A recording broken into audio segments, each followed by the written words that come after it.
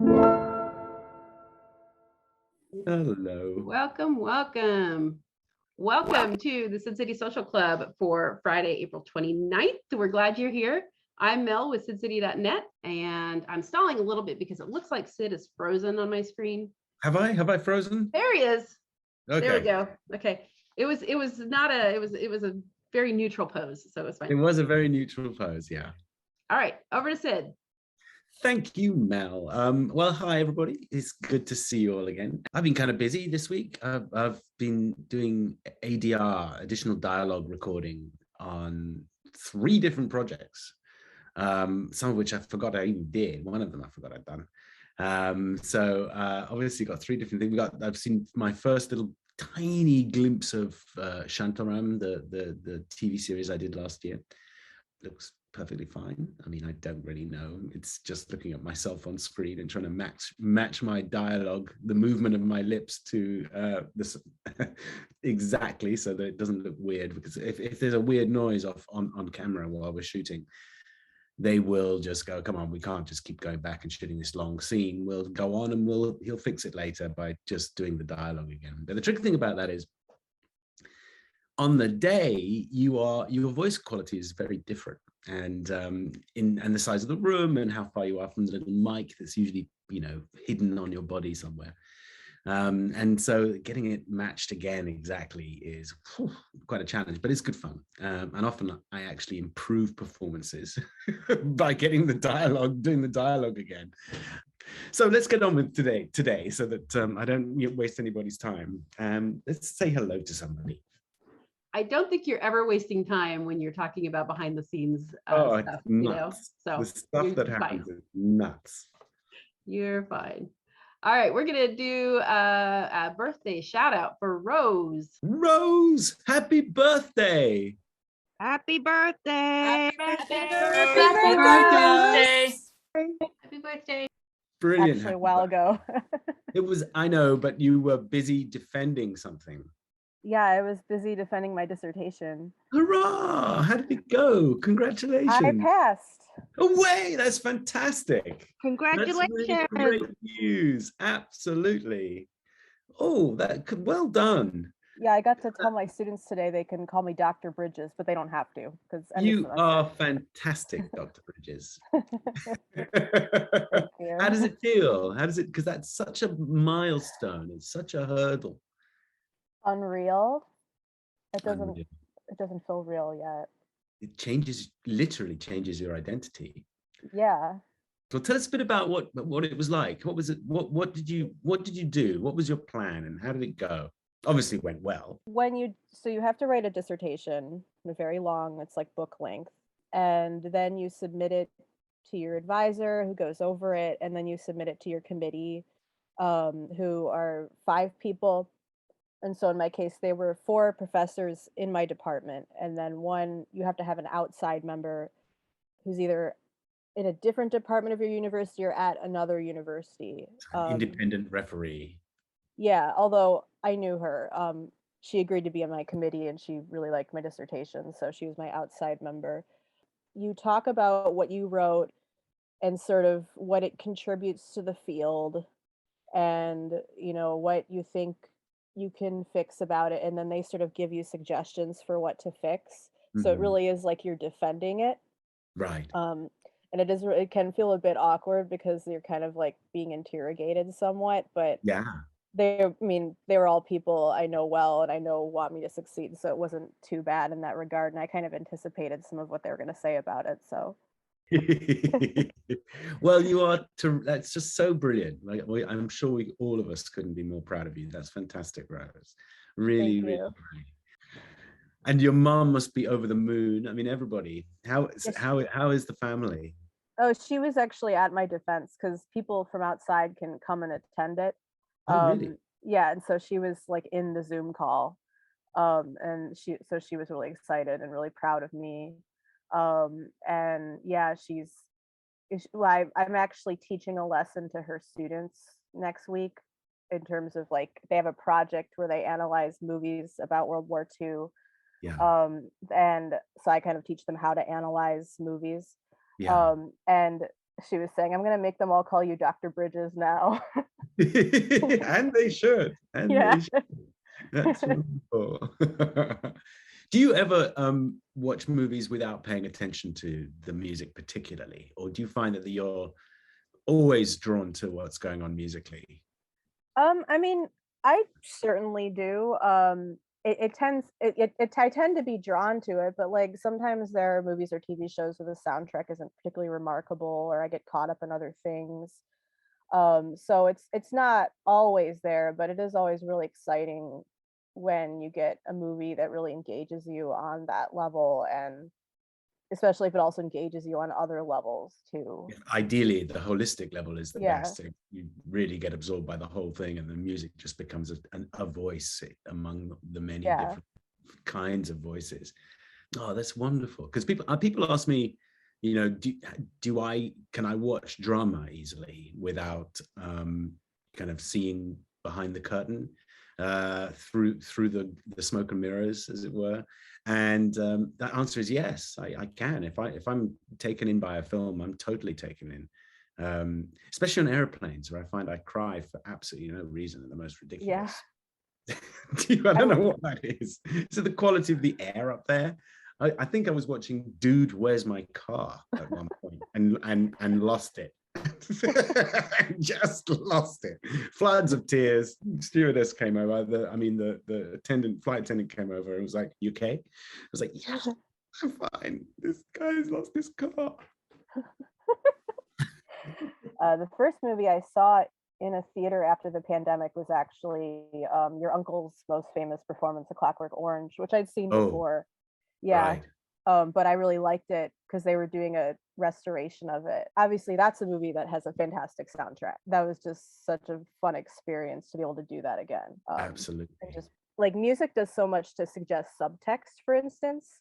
Like they've done studies or they've shown that like the same scene, I think they used a scene from Vertigo where Jimmy Stewart is pursuing the woman in that movie, and they took the score out and they put like different music where one was a more romantic sounding music and one was more suspenseful and one was neutral, and they like people who had not seen the movie, they interpreted that scene completely differently. They saw it as romantic, they saw it as creepy, they saw it as something else, and so that to me was a big lesson in just the huge impact music can have.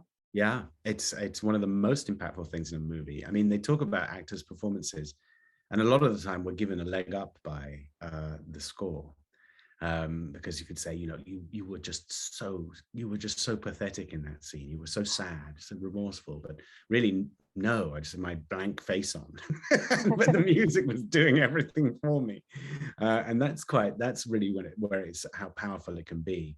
I've heard that many times. I mean, and I know that film directors spend an awful lot of time dealing with music and sound in general. Actually, the engineering of the sound is particularly. I mean, you would never believe just how many sounds are added in to a film or a TV show after the fact that were absolutely not there. In fact, we try and record in as dead a sounding room as possible in a completely sound-free environment, so you're only getting the voices that you hear, but all the things like putting a teacup down and stuff like that can be added in later.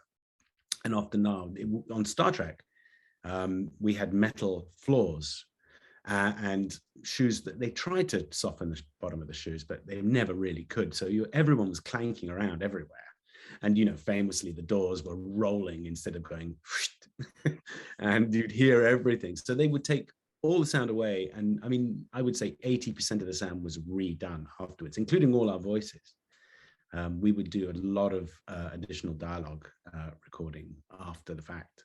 It became a kind of weekly routine to go to the studios and just redo everything. Well, great. I am thrilled to talk to you. Happy late birthday. Even happier defense. Thank you. And congratulations on the rest of your life. Thanks. It's always great to talk. Thank you, Rose. Thanks, Dr. Bridges. All right, we've got another birthday to celebrate. Kathy. Kathy. See if she hears us. Yeah, there you are. That's the mute button. Nope. That's the video off. It's great. We got loads of time, Kathy. Take your time. It's all fine. There we are. Happy birthday, Kathy. Thank you. Happy birthday. Happy birthday. Happy birthday. Birthday. Birthday. When is your birthday? Was your birthday? The 26th. Oh, just now. Fantastic. Yeah, so in the Chinese culture, I've started my second cycle of life. Okay. You know. Wow. And what does that mean? What does that tell us a bit about the cycle. What is supposed to be? I'm assuming that you're trying to achieve something as a person with the first cycle, and maybe try and. I think it's just that you're just starting a new phase of your life. I guess that's what. So I have a question for you though. Sure, I love questions. We're talking about voiceovers. Yeah. And when you do voiceovers that are like something that you haven't seen like in 6 months, how do you get back into that mood? Because you haven't been in that same mood. And how do you match the mood that you were in when you filmed it? That is a really good question. And it's a lot easier than you'd think, because when you're doing a scene, you are concentrating so hard to sort of spin all the plates of the scene, that make sure that the things that director wants, and making sure that the cameraman gets what he needs, and at the same time trying to be convincing to your partner actor or actors, whoever they are. But you are so concerted that you're quite exhausted after a take, weirdly, because you're mentally quite exhausted. So if you've got a very heavy day, you come home and you're just pooped. And it's much easier in a weird way to do lots of physical stuff, because you're just running around hitting people. But when you're just doing the really intense psychological stuff, you're in the zone. And when you come back to it, doesn't matter how long, your memory of it comes back immediately, because you had pushed every corner of your soul in order to find that performance, it feels like. I mean, that's a bit of an hyperbole, but it is, you get right back into it, because that same sense of where you were, whether you were upset or not upset. I mean, I know that there are scenes in films that I've shot that I have yet to see that I really do not want to do any recording on. I'm just praying that I don't have to redo it, because, I was crying, sobbing, or something like that. And I just don't want to revisit that. So often I will fake all that stuff when I'm re-recording it, but I won't do that when I'm on the day. So I just hope and laughter, terrible. Laughter is really hard to re-record, because your mouth does strange things, and the tone of your laughter is very hard to replicate sincerely, because you just don't find it funny. A 4-second little loop of film that you haven't, it's like a bleeding chunk of something that you've just pulled out. And you're trying to find the way to replicate. So those things are very hard, but most stuff is really easy. It's actually the syncing the voice is sometimes very difficult, especially because if you pause in the middle of a sentence or do something weird with a word like that, really hard to do. It's easy to get back there. It's just it can be hard if you don't speak very normally. If you do some weird things with your voice, that's when it gets tough. What happens when you do like you're acting on against a blue screen? Have you ever felt like, oh wait, after you watch it afterwards, it doesn't seem to match right? I did when I first started those things in Star Trek. My imagination, I didn't know, it's not about my imagination so much as my imagination of what the film will look like that matters. So I have to know what the final frame will look like, what the image you'll see on screen, in order to get my action right for the blue screen. It doesn't necessarily correlate with what the camera sees and what the camera needs. So as you get more experienced, you get really you much better understand, exactly how this is going to land. And I knew that I was being picked up by this monster that had tentacles, and it was going to rip me up. So I knew what I could I knew what I could do, but give a sense that there was something grabbing me around the torso. And then I did a movement that kind of began something that I think that a computer genius could finish, because I'm not obviously going to be able to rip my body into or anything like that. So it's really, blue screens are really about experience and knowing what the thing's going to look like eventually. Right. Because I never look at my work on set. I never want to see a screen. I never want to see myself ever. A lot of actors spend their time going around and looking at their take and studying their performance and then saying, I'd like another one. I am completely, I trust the director. So how you've been spending your days? I'm doing just fine. I've been just fine, thanks, Kathy. I'm really enjoying not being at work right now, and being around the family and saying hi to people. We've started going out to picking a different restaurant every week in this area, so it can never be that fancy because there's nothing fancy around here. But we go to, so we've been going to a different restaurant every week just to see if we can find something interesting. And that's been our sort of fun night out. Our dog keeps escaping, which is something I was telling Mel just before we came on. It's just infuriating. And she's a runner. I mean, she goes. And if she sees you chasing her, she goes faster, further. She waits for you to get close. And then boom, she wants you to chase her. But she doesn't understand that I cannot go 25 miles an hour. And it's incredibly difficult. How is your life going? What's going on in your world at the moment, Kathy? One of my nieces is getting married, and she's also pregnant. So I have another what do you want to call it? Grand niece nephew coming. Yeah, fantastic. So that's about it. But other than that, just because of this COVID thing, and I retired, you're not doing much. No, you're not doing much. You look great. You look really healthy. It's been a while since I've seen you. It's a couple years. I think it was Vegas with Gail. Yes, absolutely. Yeah, a while back. But other than that, not much. How is your family? Are they all okay? Are they all well? They're all okay. Yeah, they're around. That's all. Good. That's and now that they're alive. Fantastic. Now that COVID's over, we started up when it was somebody's birthday, they get to pick the restaurant, and then we go celebrate.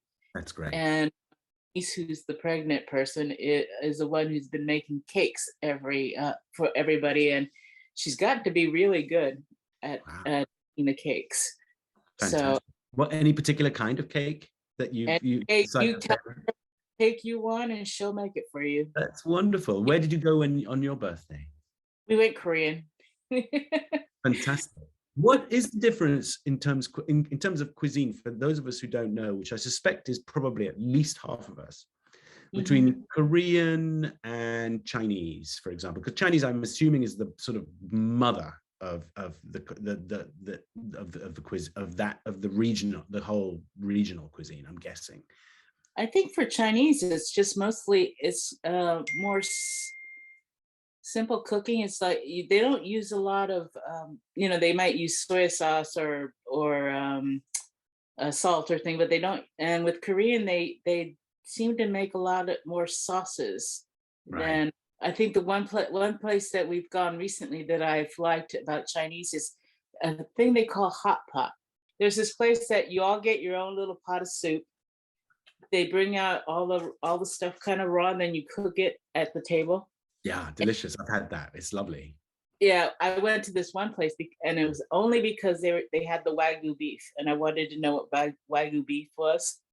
And what did you think of Wagyu beef? It was good. I find it a bit too good, if that makes sense. I think it's just a bit too succulent.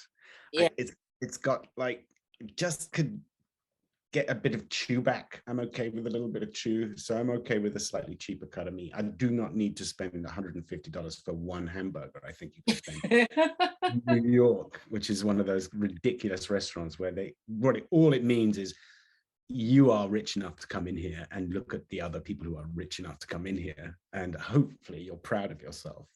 Well, it's so lovely catching up with you, Kathy. It is. It is. See you again. Have a terrific next week, and hopefully we'll see you again next time. Okay. See you later. See you later. Bye. Bye. Thanks, Kathy. All right, we're going to go to our next birthday person. It's Ain, and I believe Edie's also with us. Yes. We've got a twofer. Hello, twofer. Happy birthday. Happy birthday. People hear me now. Honestly, come with much of a plan here, but yeah, I turned 18 on the 20th. Congratulations. And my birthday always falls during April vacation. So my family went on a cruise for April vacation. So I ended up being in Rome when I turned 18. Oh, fantastic. How was Rome? It was very nice. I got to drink alcohol for the first time too, because in Europe the drinking age is 18. It certainly is. It certainly is. What do you think of it? It's pretty disgusting. Yeah, I don't like alcohol very much. I've had sips of my parents' wine or whatever. It tastes like hand sanitizer. Yeah, it so does. There's like a rum punch and a strawberry daiquiri on different days, and those were like okay, but I'd rather just get like an orange juice. Exactly. Me too. I mean, when I was your age, I absolutely I despised alcohol. Yeah. I could taste it even when they put it in a cake or something, and they were like, no, it's cooked out. And I was like, no, it's disgusting. It's got alcohol in it. I actually don't mind it when it's in food. Like I like wine sauces, and like there was this like Ben and Jerry's whiskey ice cream that's pretty good because it tastes like caramel. Ooh, but like, and at Dunkin' Donuts, I used to work there. There's like there was like a chocolate bourbon flavor or something. Yeah. So I actually like that kind of stuff because it adds like a little bit of bitterness, but I don't like alcohol itself. Yeah, you'll come around. Everybody does. Hopefully not too much. So what are you up to? What's going on? How did you celebrate? Apart from, I mean, obviously Rome. What that's already fabulous. Yeah, so my family does a celebration for our birthdays, but we haven't actually gotten to that yet because we were all like, we get back from the trip, we're all like jet lag, we're all stressed from that, and then we have school for this week, so we're celebrating it tomorrow. Great. And I'm probably getting some sort of gifts, and then I get to choose the dinner. Did you do anything did you go to anywhere delicious in Rome? Where there was just like a pizzeria that the tour guide recommended. That's pretty great. There's this pizza I had to have like smoked salmon and lemon and stuff on it that was good. Wow. And then I just had like a margarita pizza as well. Fantastic. And who you said we were supposed to be twofer. Who else is here? Yeah, Edie is also here. Edie, there you are. And where are you? I'm in Illinois. And where and what are you up to? What are you both up to? You said school. Is that college or school? High school. Yeah. High school for you. I'm doing college next year. Good. And Edie? I college next year yet. Still gonna be in high school. So you're both headed to college next year. I'm not. No, not next year. The year after. Yeah. The year after. Okay, so you haven't made up any mind about what you're doing right now because it's just a bit too early. But what do you prefer being called, by the way? Edie, I do know, but because you've got a couple of names there. Mine are just kind of interchangeable because I like them both. It's Ain or Valerian. Lovely. I was actually kind of getting a teasing out how to pronounce Ain because I wasn't sure just from the spelling. So what are you going to do in college, Ain? I'm going into anthropology and maybe a minor in linguistics. There was like a recommended courses thing that you got to like look at what courses you might like. Mm-hmm. And one of them was not sci-fi language, it was like constructed languages, invented languages. Right. So like languages in sci-fi, fantasy, which is super cool to me. That is very cool. Yeah. And Edie, it is a bit early for you, but do you have a particular area of like fascination? Are you drawn to the humanities or the sciences? I've got fossil collection. I've been into like paleontology for a few years. That's fantastic. Has this thing that's like preparing us to have like a resume and pick college classes where we work for a couple of years on a subject we're interested in. And mine is about studying like animals in the Cambrian period. Next year, I'm going to have like a module that's about trilobite identification that I'm super excited for. That is super cool. And what is it that about the Cambrian particularly that you like? I mean, it doesn't super necessarily resemble anything that's alive today. I know trilobites are related to like horseshoe crabs, but stuff kind of looks really weird. And it's just so unique to kind of see like what life could look like before there was really like a structure that it knew would work, you know, like evolution hadn't really had a chance to figure stuff out. Absolutely. It's amazing. I've been to Morocco many times, and I'm sure you already know that Morocco used to be there was a seabed in Morocco. And so that the desert there, the western edge of the Sahara Desert is littered with ammonites, trilobites, all kinds of fossils. So I'm kind of familiar with those little bug type alien dudes. And the ammonites they sell on the side of the road because because a complete one is very expensive. It's like a huge, large snail, about the size of a car tire sometimes, but with many, many concentric circles, and very, very beautiful. I don't know if I'm like pronouncing it right because I mostly read this stuff, but like Wiwaxia is like a snail, but it has scales and like spines that like stick up along its back. Oh, and that's one of my favorites. Wow. I need to draw one for Wiwaxia Wednesdays. Yeah. Are you still doing that? Yeah. I've used every Wiwaxia image I can find on the internet though, so and you post it every Wednesday. Yeah. Did you guys become friends online? Yes. We're both into Moomin. Yeah, we both liked Moomin, and so like I believe it's like a year and 4 months ago by now. We were both put into a group chat together, and then we got in another group chat together, and so we just like are naturally friends with that. And I mean the group chat has since kind of dwindled down, so now the people that are left are all like really good friends. Oh, that's so cool. Edie, have you ever left Illinois? Have you ever been to Massachusetts to come and say hi? Have you ever seen each other in real life?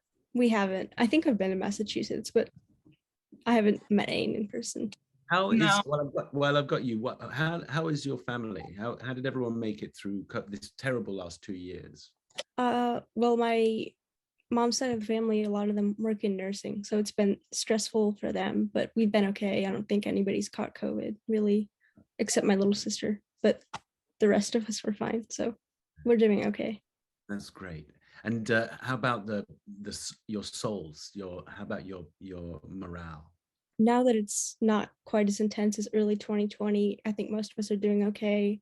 I talk about that one, my old one, a lot because it was kind of insane, but yeah. Is that the one where you like went blind for 4 days? Yeah. Oh my goodness. What on earth happened to you? I have like the genre of migraine where that just happens sometimes. Really? But when that happened, that was the first time I ever had it, so I did not know what was going on. How often did you this migraine? A couple times a week, but the sight is actually like I don't go blind very often anymore. It's mostly like every week, a couple of times every week. It feels like. Yeah, they're not always like that intense though. Do you feel like really sorry for yourself sometimes, or do you just go, forget it? No, this is ridiculous. I'm getting through this. Yeah, if I'm having like more of those crazy symptoms, I'm like, you know what? I'm just amputating my brain after this. Yeah. I know that feeling. I mean, I suffer from really terrible allergies, and by terrible I meant life-stopping allergies. I couldn't see not literally. My eyes were weeping so much that I just couldn't. I would just get into bed and just pray that my head was chopped off, which is pretty dark. I'm really glad it wasn't. I'm really glad that God wasn't listening that day. He was like, yeah, no, forget about it. Are you with your family, looking into dealing with that? Or is there anything you've done? Like right during the pandemic, I had like my first appointments with it. So it's improved a ton. And yeah, I haven't, because of that, it's just like different symptoms now, which is nice. Okay. And they don't give you really drastic medication or anything, do they? No, it's kind of a lot of things. Like I have year-round allergy stuff that helps. At your age, you better. You've got to be so delicate with what goes inside you. Yeah, absolutely. Well, I wish you well with that. I hope, I'd love to hear if you come back and tell us a bit more about your process of how you're getting through it and how you're getting over it and what you think's working and what's not working because it's all very new to you. Yeah. This help. What are the things you like to do? What keeps you busy? Do you cruise the net, or do you play games, or do you read? What's your thing? I honestly don't have like too many actual hobbies. I mean, like I draw sometimes. I made this skirt, which took up a lot of my time. Really? You made that? Yeah, it was for my senior research project. It was on how the Industrial Revolution was about how that affected like cottage industry. Yes. It was kind of run by the individual. I talked to like a professor at my college about it. She explained how like before Industrial Revolution, you have very full work days. You're working the field constantly. You're like sewing, weaving, whatever constantly. So it's maybe more of a workload because you're doing everything yourself. But at the same time, it's kind of you're in control of it and it's kind of at your own pace. And it links into your anthropology interest as well. Yeah. And you've learned that very well. Well, I'm loving talking to both of you guys. I'm so glad that you have the chutzpah to come and have a chat. You on your rocking chair, and Edie in. Yeah, the paint is peeling on this thing. I have to have a blanket so it doesn't get on my clothes. Both of you are delightful. Come and talk some more. And I definitely want to hear about how the migraines go, Edie, and whether or not and what progress you're making and how that progress is made, because that's really interesting and useful information for a lot of us. Very good luck with college and your preparation to go and do anthropology and linguistics, which is excellent choices, I must say. Thank you. You're Nice welcome. to meet you. Thank you. Yeah, it was nice to meet you. Right back you at. Thank you both. Okay, we're going to go talk to Jamie. It is Jamie's first time chatting with you. Uh-oh, Jamie. Hi, it's nice to meet you. Nice to meet you too. What an extraordinary room. It's like a museum in there. It's like an It's a homage to everything you love. It's awesome. Thank you. Where in the world are you? I'm in the greater Boston area, like about right around the corner. You're local. Yeah. We've got a ton of us here today. Yeah. That's fantastic. And what are you up to in the world? So I'm chronically ill, so the pandemic is very much not over for me. Absolutely, 100%. Yeah, so I've been, and people were talking about this. I was like an observer last week, and I noticed someone was talking about like experiencing with like ME/CFS and dysautonomia and chronic Lyme, and I was just like, check. Yeah, that's our dear friend in the UK and the professor there, and it's like that. The thing I was saying, which you probably remember, is that this is not talked about. That the pandemic is twofold. It's not merely hospitalizations and sadly deaths, but it's a ton of symptomatic problems, chronic symptomatic problems that we don't know anything about. And as far as we know, there's not much research being done into it.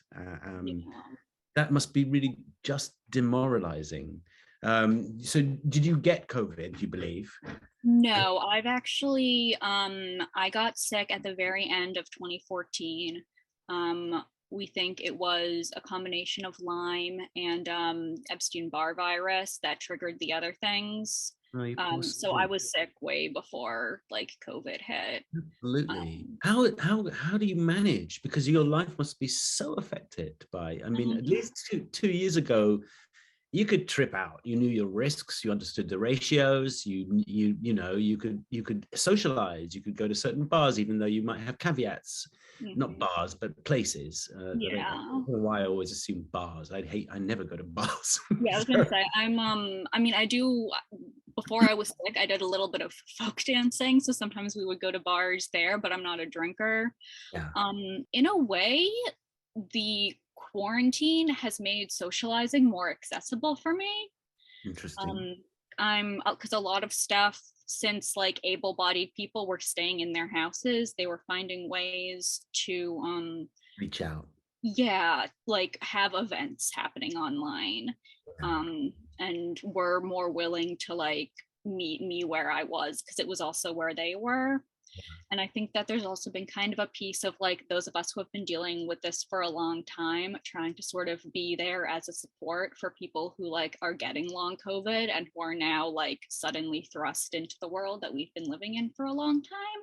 Yeah. So I almost have like a social circle through the chronic illness community. Absolutely. Like, and a purpose, a new purpose to help, to be a part of a support group for people who are literally just not equipped to deal with what's coming at them, and must be so frustrated. That's a wonderful thing to do. And do you spend a lot, I mean, a great deal of time researching, reading about how to perhaps ameliorate some of the issues that you're going through? Because I know that these things are just dangling issues. No one knows what the hell to do about them and how to help. So I go back and forth. Sometimes I'm like, I'm going to do research, and my sister and I are both sick, and my mom has been amazing with like doing research and looking things up and like basically trying to become an expert on our conditions because she realized no one else was. And I think for me, I'll kind of go back and forth between like, I want to figure this out and I want to like try to get better and I want to know as much as I can. And then I sort of fall into these periods like where I am now, where it's like, I've been to a lot of doctors, none of them have really helped me. I've done research and it all sort of amounts to like, no one really knows anything. So I'm just going to focus on like the things that I can still do that make me happy, rather than like just dwelling on being good sick. for you. Really smart. Did you find anything that was actually like, oh, that's actually quite, that's quite useful. That's quite a good resource. I think the best resources are other chronically ill people. Like that's been like for me, the one aspect I was really lucky in was the fact that my younger sister got sick a few years before me. So like I was almost like a step ahead because she had already experienced all this stuff. So I wasn't starting from square one trying to figure out what was going on. Yeah. And you also, I mean, you have each other, and that's a great resource right there. Yeah, and we're close. Like we've always been good friends. We're close in age, so. Poor sweets. I mean, that's just really terrible to hear. I'm sorry, and I'm glad that COVID has kind of emancipated you on a level, and given you a new outlet, and also shown you the benefits and potential boons of this crazy technology we have, because there's always the upside is really up. So what do you do to make yourself happy? What's the thing what are one of the things you really enjoy doing? I love art and writing. I sew, I sculpt. My degree is in writing for children and young adults. Oh, so perfect. I try to be creative. In the summer, I costume for a children's show. That's one of the things I'm hoping to still be able to do. Yeah. So you're around so many like-minded people at the social club here, because there are a ton of us who do exactly that sort of thing and write and all the things you do. Very safe and loving, and lots of really genuinely decent people who want nothing more than to make everybody else happy. That's, I can say that pretty much hand on heart, having been around here for 2 years, that everybody's pretty chilled and very helpful and lovely. Tell us a little bit about your mom, because she sounds terrific. Oh my God, my mom's my favorite person in the world. She's always like, my sister and I, both disabled, both queer, like both kind of gender non-conforming, and she's just sort of like taking everything in stride, always knows exactly what we need, even sometimes without like us needing to say it. I'm so like, the stuff that I've been through feels so much more manageable because I have the family that I have. Yeah. My mom's also like, she's into the creative stuff. She's a ritual folk dancer. She's just like, she gets along with everybody. I think at one point my sister said the best way to like describe our mom is that she went through 12 years of Catholic school and emerged totally untraumatized. Like she was fine. She can handle anything. So Yeah. And are you living together? Is the whole family living together, or yeah, right now we still are. What do you feel about the latest moves by political parties to segregate children's literature and to censor so much of it? I think it's so disrespectful to children who fall in those groups. Yeah. Like it's not for all children, right? It's for straight, white, like able-bodied, mentally. Of course. I mean, it's the unsaid thing. I mean, the reverse racism, as they say. Yeah. That's what the roots I have some students who very, very smart, very analytically minded, who could talk about this because they're like, I work with middle and high school, like early high school students. Right. So like still young enough that they can tell usually that I'm older than them. Their parents can't always, but you are particularly young looking, so I suppose that's an easy mistake to make. So you think that they can actually handle much more of this, and that there's no reason for the government to get to meddle with what they should be. Oh God, no. I think fiction is a tool for helping people. Well, I think it can be a tool for good or for bad. I think fiction impacts the way people think about themselves as well as the way people think about each other. And I think that if you're told that you're not appropriate in fiction, then, or like people like you aren't appropriate in fiction, then it feels like you're not appropriate in real life. And Absolutely. I think that for young people, that can be so harmful to their development and their social. I couldn't agree more. For your sake, I hope we fix it, because I hope that sense wins, because you youngsters, you people who are just walking out, who are just getting involved in the world and becoming very politicized and dealing with and having to make decisions that will affect your children's futures and the children of your, that stuff. I just hope you don't have to swim upstream the whole time, because it's bloody tough right now, and I really hope it gets a lot better. Yeah, fingers crossed. Fingers crossed for you and yours. But it's absolutely delightful to meet you, Jamie, and I hope you flourish and come and see us as many times as you want. We'd love having you. If it's okay if I could I plug something before? Sure. Are you kidding? Yeah. So I'm I don't know if this is visible or not.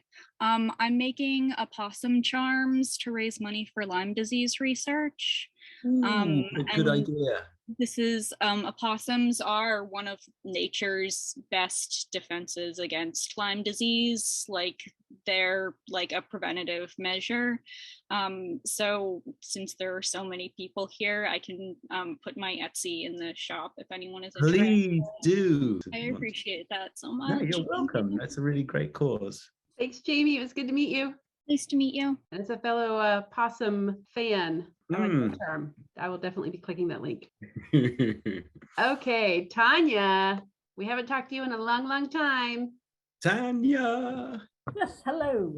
Hello. It's lovely to see your friendly face again. Thank you. How are you? I'm a bit sick of working from home, and so I'm now going back to the office more and more. Right. And I'm also on the Work Council. That's a German institution where representatives of the employees are elected. And are quite powerful. And so my topic, what I'm thinking about now, is what makes a good work environment. And I cannot think of a single person I know which has a more different work experience than you have from mine. I've been working at the same company for 30 years. You've been working on so many different projects, so many different environments on a TV series for long years. That's true, Tanya. Project. And so I would like to know from you, what aside from that you like the part that you play, the work environment, what makes it comfortable? What makes you like to go there? What is making you happy when you're waking up in the morning and think, I'm going to on the set today? So how different from the director, from the producer? Good question. For someone who is unemployed all the time and having to find new work all the time, that's a really good question. It boils down, Tanya, to the people. And if there has been a change of temperament since I began in the early 90s in terms of the people. In a weird way, in the 90s, meanness was seen as tough and the building block for success, and being ruthless and rude, frankly, was no one minded. It was like, it was fine. Where producers just felt that they could do whatever they wanted. We weren't very courageous back then about standing up for people who were groped, say. Because it seemed normal to us. It didn't outrage us. It just seemed ordinary. And over the years, very slowly, we have weeded out the disgusting people. At least people who appear to be much nicer are in charge of everything. One important thing is that women have been actively recruited into the industry much more. And that has just relaxed. And I'm not saying that women equals softness or anything, but it has relaxed the industry. And it makes a big difference when your boss is empathetic and kind. And a lot of the actors and producers and directors now are like that. And they genuinely just don't get work if they're mean. So all the old school guys, the Harvey Weinsteins and all who I've worked with and had dinner with, they've gone.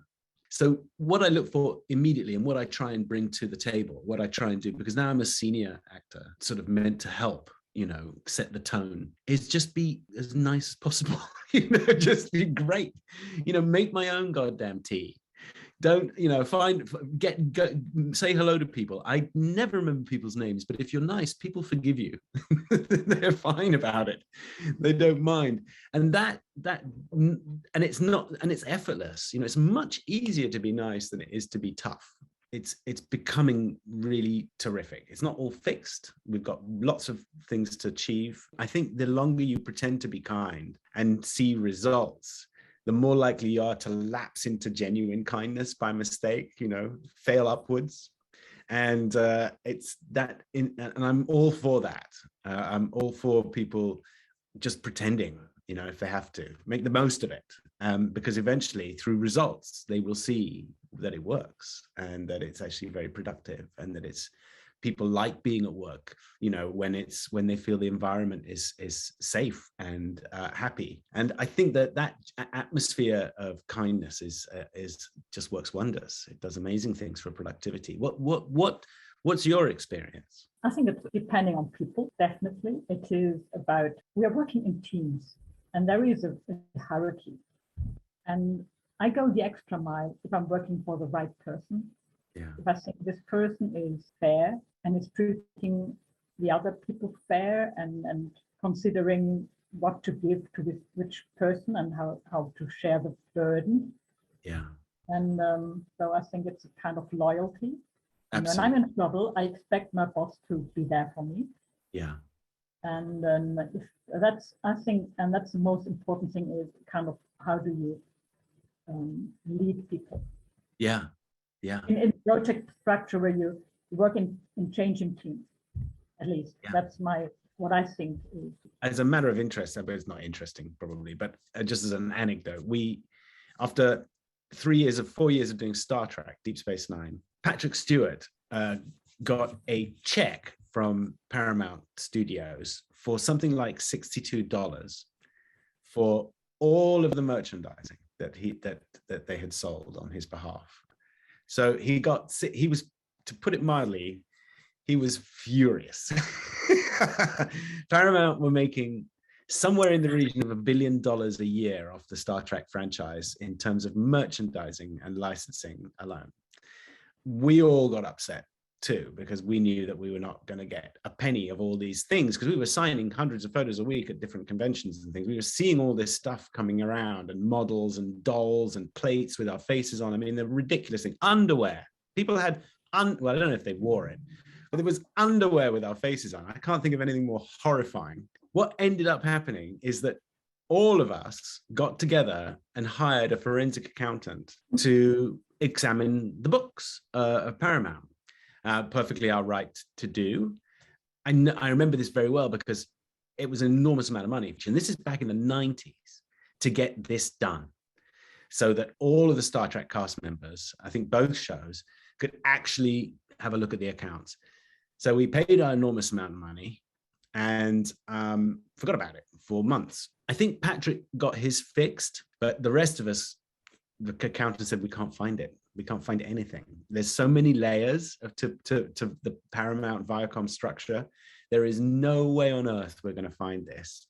So we all had to give up. But it was a pretty good lesson. So infuriating. Yeah, c'est la vie, hein? You know. Well, let's say they're just labeling things differently, and fortunately, I don't have to do this kind of thing. Yeah, I find that to be. I mean, I think there it's fascinating what you do, partly because of the fact that you're always looking for patterns, and you're, because the numbers you don't pour into every number. You're making sure you add up, but you're looking for discrepancies of pattern. And you've been doing this for 30 years, you say, 20 years. 30. You are an expert at it. There are so many things still I don't know about. What do you love doing? What do you do to just go, you know what, I'm not an accountant today?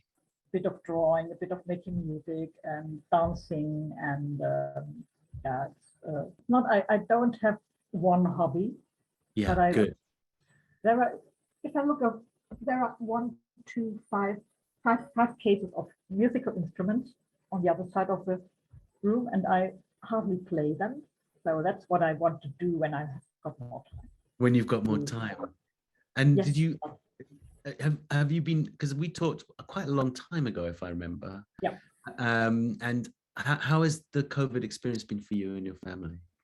We are careful, but my mother just does her usual stuff. She goes shopping and she goes to the hairdresser, and she's wearing a mask when she has to. Yeah. And we are lucky, knock on wood. Absolutely.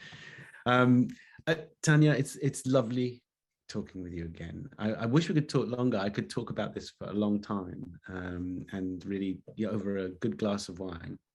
But alas, it's too early for wine for me. But it's lovely seeing you, and you seem fine and you seem okay, and that's really important. Yeah. Good. Thank you. Thanks, Tanya. Going back to that conversation about the merchandising and everything. Somebody. Oh yeah. Me. Yeah. So that's what this face is, right? Yes. There was a photo, I think it's this one, where they inserted me after the fact. Oh no, that's the photo of me being upset. This is the next year. The photo that there's a cast photo I'm not in at all. Yeah. Because I went on strike, and because I knew that no one was gonna see any of this, so I just didn't turn up, and they were furious with me. They were so furious with me that they fired one of the marketing team, and that really got to me. You start firing people I like. Firing. They had a job, they had a family to feed, and they fired them. And that reminded me just how powerless I was and how arrogant I was being, and I stopped being demonstrative about my upsetness. Except for the facial expressions. The facial expression was genuine. Yeah. Wow, that's really, I don't know. It's a reminder that for the studios, it's not about the art. Yeah, it's the dark side. It really is. Okay, and on that cheerful note, we're going to wrap it up for today. Please, everybody, look after yourselves. All right, thanks everybody. Have a great weekend. Have a lovely weekend, guys. Thank you for coming. Thank you. Bye.